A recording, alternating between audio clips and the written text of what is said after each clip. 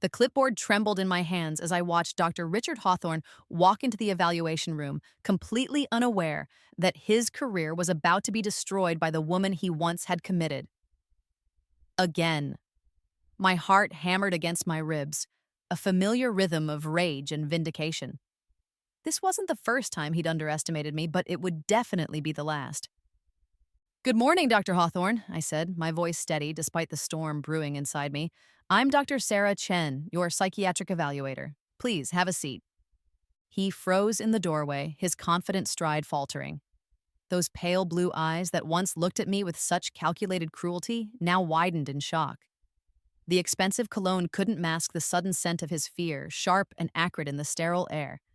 "Sarah," he whispered, the color draining from his face. "But you were mentally unstable?" I finished, allowing myself a small, cold smile. "Yes, that's what you told everyone, wasn't it? The hospital board, my colleagues, my own family." I gestured to the leather chair across from my desk. "Sit down, Richard. We have so much to discuss." The irony was exquisite. 5 years ago, he'd had me involuntarily committed to Riverside Psychiatric Hospital, claiming I was having a psychotic break. In reality, I'd discovered his illegal drug trials, his falsified research data, his systematic abuse of vulnerable patients. I'd threatened to expose him, so he destroyed my credibility instead. But psychiatric hospitals, I'd learned, were excellent places to study psychiatry. "This is impossible," he muttered, sinking into the chair like a man accepting his execution. His hands shook as he smoothed his silver hair. "You were diagnosed with severe paranoid delusions. Multiple doctors confirmed it." "Multiple doctors you paid," I corrected, opening his file with deliberate slowness. "Dr. Morrison, who owed you money from his gambling debts. Dr. Phillips, whose son you got into medical school despite his failing grades. Dr. Carter, who was sleeping with your wife and needed your silence." Each name hit him like a physical blow. His breathing grew shallow, labored. The mighty Dr. Richard Hawthorne, renowned psychiatrist and department head, was hyperventilating in front of his former victim. "The medical board has received some concerning reports about your conduct," I continued, savoring each word. "Patient abuse, research fraud, sexual misconduct." I flipped through the pages, each one a nail in his professional coffin. "They've asked me to conduct a fitness for practice evaluation." "You can't do this," he gasped. "It's a conflict of interest. You're my former patient. This is revenge." "Former patient?" I tilted my head, feigning confusion. "According to your own records, I was never mentally ill, just inconvenient." The fluorescent lights hummed above us, casting harsh shadows on his increasingly pale face. "And revenge? No, Richard, this is justice." 5 years ago, I'd been a Dr. Sarah Chen, a promising young resident in his department, fresh out of medical school, eager to make a difference. I'd looked up to him, trusted him, even defended him when other residents whispered about his methods. That trust died the night I stayed late to review patient files and discovered his secret. Room 237 housed elderly patients with dementia, people who couldn't consent to experimental treatments. Richard was using them as test subjects for unapproved pharmaceuticals, falsifying their consent forms, altering their medical records. The money he received from drug companies funded his lavish lifestyle, the beach house, the sports car, his wife's designer addiction. When I confronted him, he'd been so calm, so rational. "You're young, Sarah," he'd said, not even looking up from his paperwork. "You don't understand how the real world works. These patients are vegetables anyway. At least this way, they're contributing to medical advancement." "They're human beings," I'd shot back, my voice trembling with outrage. "And what you're doing is illegal. I'm reporting this to the medical board." His expression had shifted then, cold calculation replacing mild annoyance. "I don't think you will." The next morning, I'd woken up in a psychiatric ward, strapped to a bed, heavily sedated. Richard stood over me with a sympathetic expression that didn't reach his eyes. "Poor Sarah," he'd murmured to the nurses. "The stress of residency finally got to her. Paranoid delusions about illegal experiments. It's tragic, really." My protests were dismissed as psychotic rambling. My evidence had mysteriously disappeared from my apartment. My own family, convinced by Richard's expert testimony, signed the commitment papers. I spent 6 months locked away while he continued his crimes, free and untouchable. But Riverside Psychiatric Hospital had an excellent library. You seem distressed, Richard, I observed, making notes on his evaluation form. Elevated heart rate, excessive sweating, tremor in your hands, classic signs of anxiety disorder. Stop this, he pleaded, leaning forward in his chair. Sarah, please. I was protecting the department. The research we were doing could have saved thousands of lives. By sacrificing the lives of vulnerable patients? My pen scratched across the paper, each mark a calculated wound. Tell me, how many died from your experimental drugs? How many families never knew their loved ones were used as lab rats? His silence was answer enough. The investigation I'd triggered through anonymous tips had already uncovered 12 suspicious deaths. The FBI was reviewing financial records. 3 pharmaceutical companies had suspended their contracts with the hospital. Richard's world was crumbling, and he was just beginning to understand the scope of his destruction. You've been having trouble sleeping lately, haven't you? I continued, consulting the notes his secretary had provided. Calling in sick more frequently. Your wife mentioned you've been drinking heavily. Linda talked to you? His voice cracked. What did you tell her? Nothing she didn't already suspect. I set down my pen and met his gaze directly. Wives usually know when their husbands are criminals, Richard. They just don't always have the courage to admit it. Linda Hawthorne had been surprisingly easy to turn. Decades of living with a narcissistic sociopath had left her brittle, desperate for someone to validate her suspicions. When I'd approached her at the country club, introducing myself as Dr. Chen, a colleague interested in her husband's research, she'd been eager to talk. He's been so paranoid lately, she'd confided over expensive wine. Checking his phone constantly, staying late at the office. Last week I found him burning papers in the backyard. He said it was old patient files, but she knew better. Wives always did. I'd encouraged her to document his behavior, to save copies of any suspicious documents she found. Within a month, she'd provided enough evidence to fill 3 filing cabinets. Bank statements showing payments from pharmaceutical companies. Falsified research data. Even recordings of phone calls where Richard discussed covering up patient deaths. Linda is filing for divorce, I informed him now, watching the last of his composure crumble. She's also agreed to testify against you in the criminal proceedings. Criminal proceedings? He lurched forward, gripping the arms of his chair. What criminal proceedings? Oh, didn't I mention? I smiled, the expression sharp as a scalpel. The FBI is building a case for murder, fraud, and conspiracy. Apparently, when you murder patients for money, it tends to attract federal attention. The coffee mug in his trembling hands clattered against the side table. Brown liquid splashed across his expensive suit, staining the fabric like spilled blood. The sharp, bitter scent filled the air between us. This is insane, he whispered. You're insane, just like before. Actually, let's talk about my supposed insanity, I said, pulling out another file. It's fascinating, really. The diagnosis you fabricated required very specific symptoms. Paranoid delusions about medical conspiracy, claims of illegal experimentation, accusations against respected colleagues. I opened the file to reveal newspaper clippings, court documents, medical board findings. Interesting how all my delusions turned out to be true. His breathing became rapid, shallow. Sweat beaded on his forehead despite the cool air conditioning. The great doctor, Richard Hawthorne, was having a panic attack in front of his victim. And it was beautiful. The medical board has received testimony from 14 former patients. I continued relentlessly.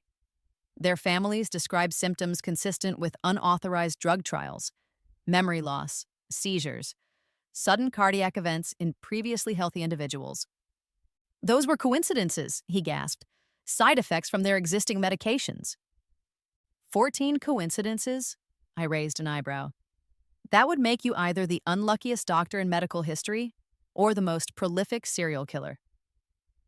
The word hung in the air between us like a death sentence.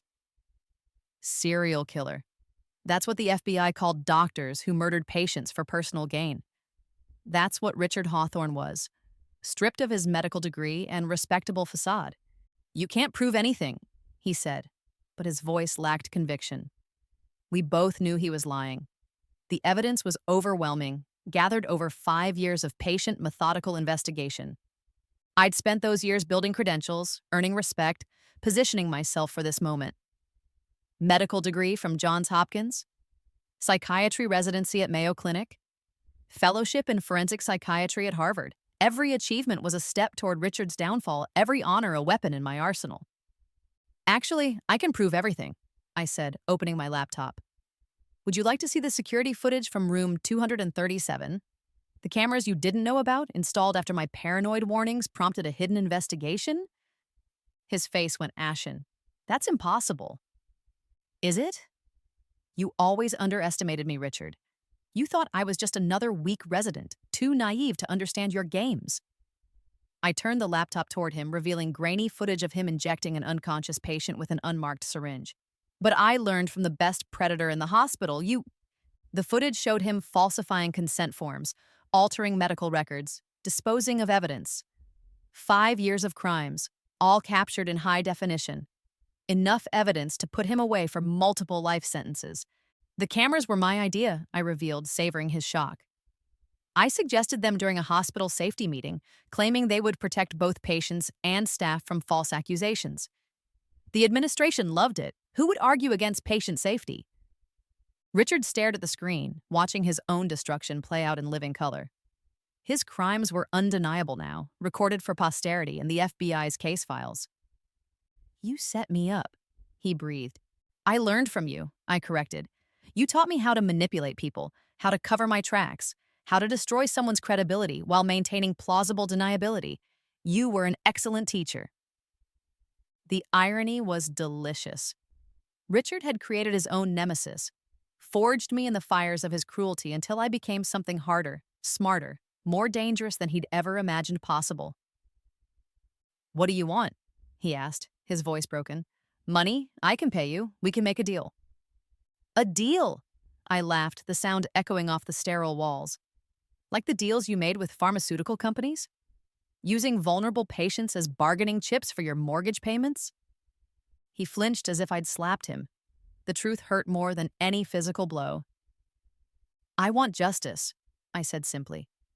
For Mrs. Patterson, who died from your experimental heart medication. For Mr. Rodriguez, whose seizures were caused by your unauthorized trials. For all the patients you murdered for profit. They were going to die anyway, he protested weakly. Their conditions were terminal. Mrs. Patterson had early-stage dementia.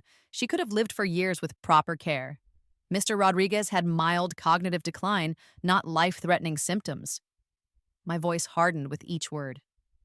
You killed them because they were convenient test subjects, not because they were dying. The weight of his crimes settled over the room like a shroud. 14 confirmed deaths, possibly more. Families destroyed. Trust in the medical system shattered, all for money and prestige. The evaluation is complete, I announced, closing his file with finality. My recommendation to the medical board will be immediate license revocation, criminal referral, and permanent ban from practicing medicine. Sarah, please, he begged, tears streaming down his cheeks. I made mistakes, but I'm not a monster. I was trying to advance medical science, the greater good. The greater good? I stood up, towering over his hunched form. You told everyone I was mentally ill to cover your crimes. You destroyed my reputation, my relationships, my life. You had me locked away like an animal. I can fix this, he sobbed. I'll confess. I'll make it right. Just give me a chance. You had your chance, I said coldly. 5 years ago, when I offered to help you stop the illegal trials. When I trusted you to do the right thing. I walked to the door, my hand on the handle. You chose greed over humanity. Now you live with the consequences. Don't leave me here, he pleaded. Sarah, please, I'm sorry. I'm so sorry. Save your apologies for the judge, I replied without turning around. You'll need them more than I do. The security guards were waiting outside, summoned by my discreet signal. Richard's screams echoed down the hallway as they led him away, his career and freedom ending where my vengeance began. 2 hours later, I sat in my real office, not the sterile evaluation room, but my private practice downtown. The walls were lined with degrees, awards, testimonials from grateful patients. Dr. Sarah Chen, respected psychiatrist and advocate for mental health rights. My phone buzzed with updates from the FBI task force. Richard's arrest had triggered a domino effect throughout the medical community. 3 pharmaceutical companies were under investigation. 2 hospital administrators had been arrested. The entire corrupt network was collapsing like a house of cards. Linda Hawthorne had called to thank me, her voice bright with freedom for the first time in decades. "I should have left him years ago," she'd said. But I was afraid no one would believe me. I understood that fear intimately, the terror of speaking truth to power, only to be labeled crazy and discredited. But truth had a way of surfacing eventually, especially when someone was patient enough to gather evidence and strategic enough to wait for the perfect moment. My secretary knocked on the door. "Dr. Chen? Channel 7 News is here for your interview about the Hawthorne case." "Send them in," I replied, straightening my jacket. The media had been fascinated by the story. A whistleblower psychiatrist who'd spent 5 years building a case against her former abuser. The narrative of justice and redemption resonated with viewers hungry for accountability. The reporter, a sharp-eyed woman named Jessica Martin, settled into the chair across from my desk. "Dr. Chen, thank you for speaking with us about this difficult situation." "Thank you for giving me the platform," I replied. "It's important that people understand how institutional corruption can destroy lives and how we can fight back." "You spent 5 years building this case," Jessica noted. "That's an incredible commitment to justice. What kept you going during the darkest moments?" I considered the question carefully. The memory of Mrs. Patterson's daughter crying at her mother's bedside, the knowledge that Richard would keep killing patients if someone didn't stop him, the 14 families who deserved answers about their loved ones' deaths. And the personal cost? You were institutionalized, your career derailed, your reputation destroyed. How did you rebuild from that? I had help, I admitted. Dr. Elizabeth Morrison at Riverside saw through Richard's lies and helped me access educational resources. Professor Williams at Johns Hopkins took a chance on a student with a complicated past. Sometimes it takes a village to overcome a monster. The interview continued for another hour, covering the technical aspects of the case, the legal implications, the reforms needed to prevent future abuses. But the core message remained simple. Victims could become victors with enough time, patience, and strategic planning. That evening, I returned to my apartment. A beautiful space with floor-to-ceiling windows overlooking the city. No longer the cramped, fearful existence of 5 years ago, but a life rebuilt from the ashes of Richard's betrayal. My phone rang, an unknown number, but I answered anyway. "Dr. Chen?" The voice was young, female, scared. "My name is Rebecca Torres. I'm a nurse at City General Hospital. I think my supervising physician is doing things to patients. Things that aren't right." "What kind of things?" I asked gently, already reaching for a notepad. "Experimental drugs, falsified records, patients who get worse instead of better.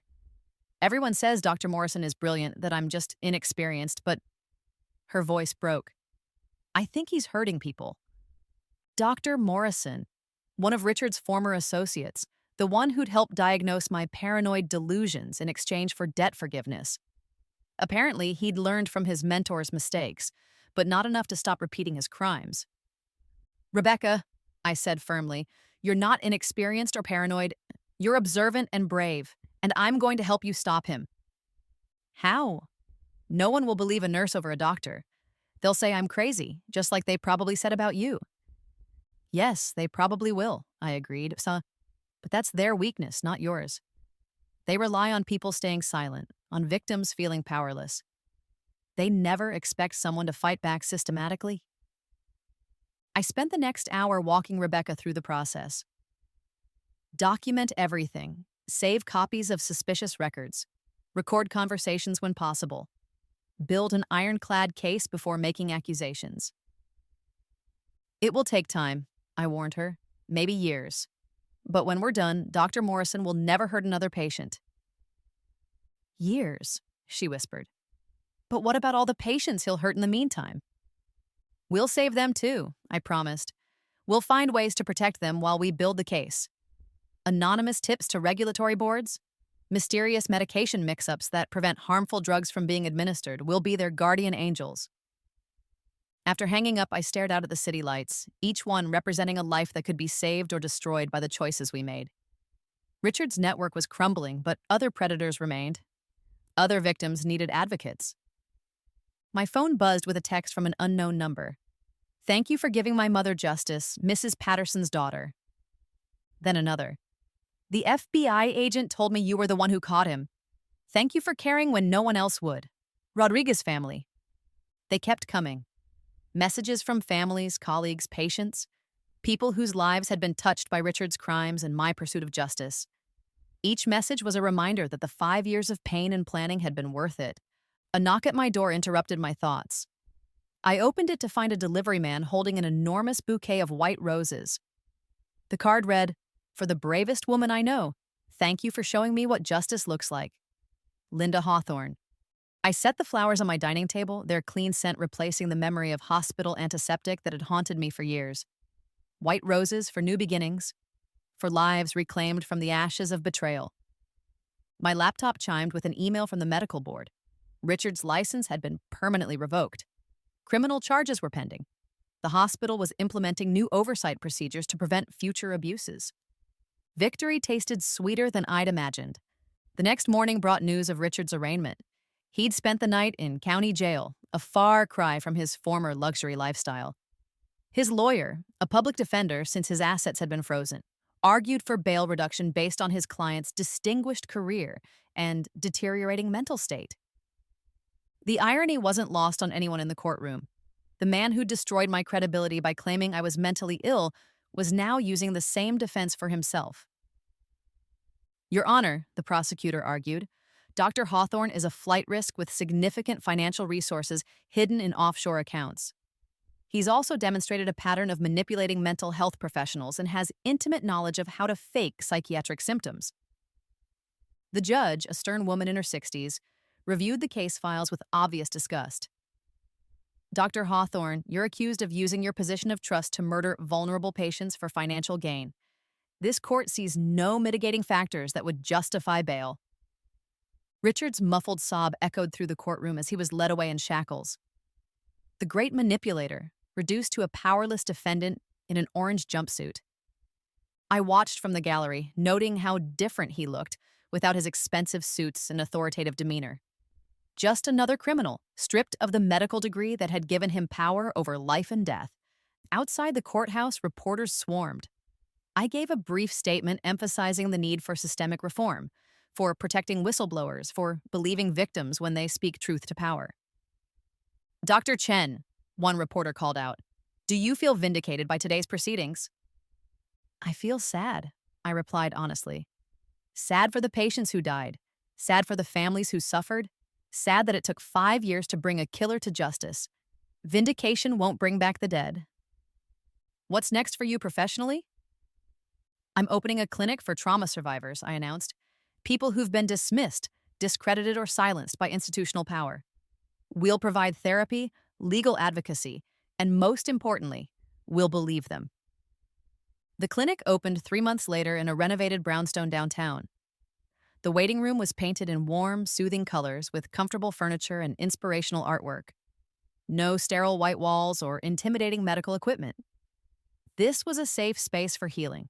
My first patient was Rebecca Torres, the nurse who'd called about Dr. Morrison. Our investigation had uncovered a network of medical professionals engaged in illegal experimentation, all connected to Richard's original scheme. The FBI was now pursuing RICO charges against the entire organization. "I still can't believe they listened to me," Rebecca said during our session. "For months, I thought I was going crazy." "That's their strategy," I explained, gaslighting victims into questioning their own perceptions. It's a form of psychological abuse designed to maintain power and silence opposition. "How did you survive it? The isolation, the doubt, the feeling that everyone thought you were insane?" "I held on to one truth," I said. "I knew what I'd seen. Even when everyone else said I was wrong, even when I started doubting myself, that core truth remained. Richard was hurting patients, and someone had to stop him." "And now you have," she said with a smile. He'll spend the rest of his life in prison. We stopped him, I corrected. You're the one who exposed Dr. Morrison. You're the one who refused to stay silent. That took incredible courage.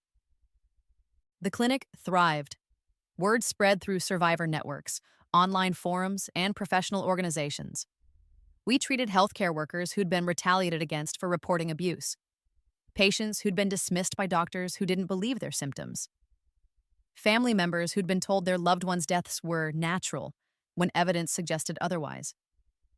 Each case was unique, but the pattern was always the same. Institutional power protecting itself by destroying those who threatened it. Victims isolated, discredited, and silenced. Truth buried under layers of bureaucracy and professional courtesy. But we were changing that, one case at a time. 6 months after Richard's conviction, I received an unexpected visitor. Dr. Elizabeth Morrison, the psychiatrist who'd helped me at Riverside, knocked on my office door with tears in her eyes. "Sarah," she said, embracing me warmly, "I'm so proud of what you've accomplished. Richard's conviction, the clinic, the lives you've saved, you've turned a terrible injustice into a force for good." "I had help," I reminded her. "You believed in me when everyone else thought I was crazy. You gave me access to the medical library, helped me study for my boards, connected me with mentors who would give me a second chance. You did the hard work," she insisted. "The studying, the planning, the 5 years of strategic patience. That was all you—" We talked for hours about the case, the reforms it had triggered, the other victims who'd come forward. Richard's conviction had opened floodgates of accountability throughout the medical community. Institutions were implementing new oversight procedures. Whistleblower protections were being strengthened. The culture of silence was finally cracking. "There's something else," Dr. Morrison said as she prepared to leave. "I've been contacted by several medical schools about developing a curriculum on institutional ethics and victim advocacy. They want you to help design it." "Me?" I was genuinely surprised. "I'm not an academic." "You're a survivor who became an expert," she corrected. "You understand both sides of the equation, how power can be abused and how victims can fight back. That perspective is invaluable." The offer was intriguing. Teaching the next generation of medical professionals to recognize and report abuse, to believe patients, to prioritize human dignity over institutional loyalty. It could prevent countless future Richards from harming vulnerable people. That evening, I called Rebecca with the news. She was excited about the teaching opportunity but worried about my clinic. "Don't worry," I assured her. "The clinic will continue.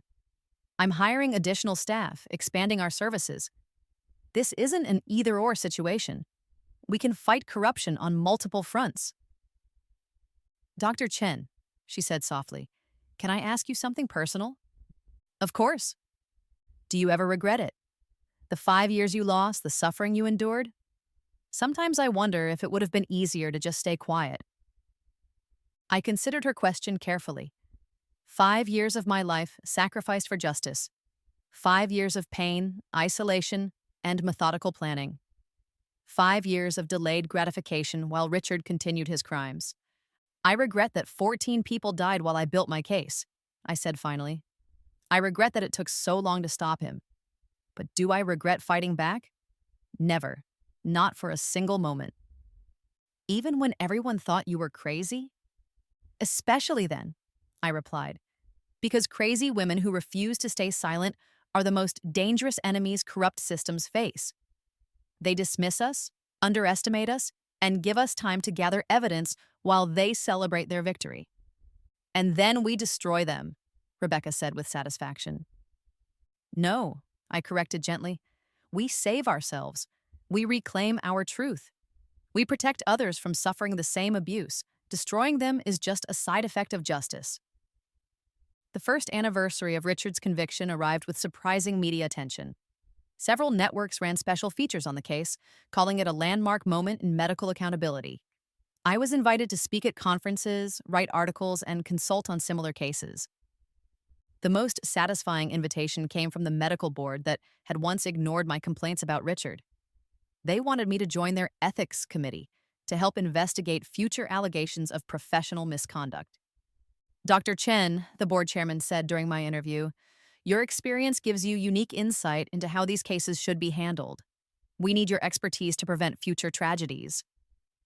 I appreciate the offer, I replied, but I have some conditions. Of course, what do you need? Full investigative authority, no more dismissing complaints as paranoid delusions or professional jealousy. Every allegation gets thoroughly investigated no matter who's accused. Agreed. Whistleblower protection. No retaliation against staff who report misconduct. Anonymous reporting options for those afraid of professional consequences. Absolutely. And victim advocacy. Complainants get support throughout the process, not hostility and gaslighting designed to make them withdraw their allegations. The chairman nodded solemnly. Dr. Chen, 5 years ago this board failed you catastrophically. We dismissed your credible concerns about patient abuse because we were more interested in protecting a colleague's reputation than protecting vulnerable patients. That failure cost 14 lives and nearly destroyed your career. It did destroy my career, I corrected. I had to build a new one from scratch. And you built something better, he acknowledged. You turned personal tragedy into a mission to protect others. Will you help us do the same? Will you help us transform this board from an institution that enables abuse to one that prevents it? Yes, I said without hesitation. But understand, I'm not here to make nice or preserve professional courtesy. I'm here to save lives. If that makes colleagues uncomfortable, they can find other work. The room fell silent. Then the chairman smiled. Dr. Chen, uncomfortable colleagues are exactly what this board needs. Welcome aboard. 2 years later, I stood before a packed auditorium at Johns Hopkins Medical School, delivering the keynote address for their annual ethics symposium. The topic? From victim to advocate, turning personal trauma into systemic change. 5 years ago, I began, I was locked in a psychiatric ward, branded as delusional for reporting medical crimes. Today, I'm here to teach you how to recognize those crimes and stop them before they happen. The audience was captivated as I walked them through Richard's methods, the institutional failures that enabled him, and the systematic approach I'd used to build an ironclad case against him. I shared techniques for gathering evidence, protecting witnesses, and navigating institutional resistance to change. The most important lesson I emphasized is this: believe victims. When someone reports abuse, especially in institutional settings, your first instinct should be to investigate, not dismiss. Don't let professional courtesy become complicity in crime. During the Kuanda, a young resident asked, Dr. Chen, what advice would you give to someone who suspects their colleague of misconduct but is afraid to report it? Document everything, I replied firmly. Build an unshakable case before you make accusations. And remember, your silence enables continued abuse. The patients depending on you for protection can't wait for you to overcome your fear. Another student raised her hand. How do we balance institutional loyalty with patient advocacy when they conflict?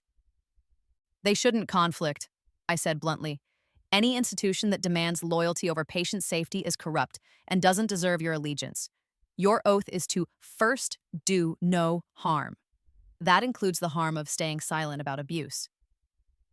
After the speech, I was approached by Dr. Rebecca Torres, now Dr. Torres, having completed her medical degree with my mentorship. She was starting her residency in psychiatry, inspired by our work together to pursue a career in victim advocacy. Dr. Chen, she said with a proud smile, I have news. The medical board approved my research proposal. I'm going to study the psychological impact of medical gaslighting on abuse survivors. That's wonderful, I replied, genuinely pleased. Your work will help countless victims understand that their experiences are valid, that they're not crazy for questioning authority.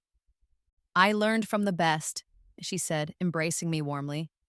Thank you for showing me that victims can become victors.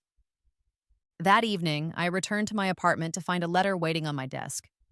The return address made my heart race. Federal Correctional Institution, where Richard was serving his life sentence. With trembling fingers, I opened the envelope and read his handwritten note. Dr. Chen, I've spent 3 years in prison thinking about what I did to you, to my patients, to their families. I know this letter can't undo the harm I caused, but I wanted you to know that I finally understand the depth of my crimes. You were right to report me. You were right to fight back. You were right to demand justice for the people I killed. I wish I had listened to you 5 years ago instead of trying to destroy you. I've been working with the FBI to identify other doctors who were part of our network. My testimony has led to 17 additional arrests and prevented countless future victims. It's small recompense for the lives I took, but it's something. I don't expect forgiveness, I don't deserve it. But I wanted you to know that your courage in exposing me has saved lives far beyond those 14 patients. The reforms you've championed, the victims you've advocated for, the culture change you've driven, all of it stems from your refusal to stay silent. You were never crazy, Sarah. You were the sanest person in a corrupt system, and that system tried to destroy you for telling the truth. Thank you for not letting us succeed. Respectfully, Richard Hawthorne, inmate hash 4287563. I set the letter down, surprised by the tears in my eyes.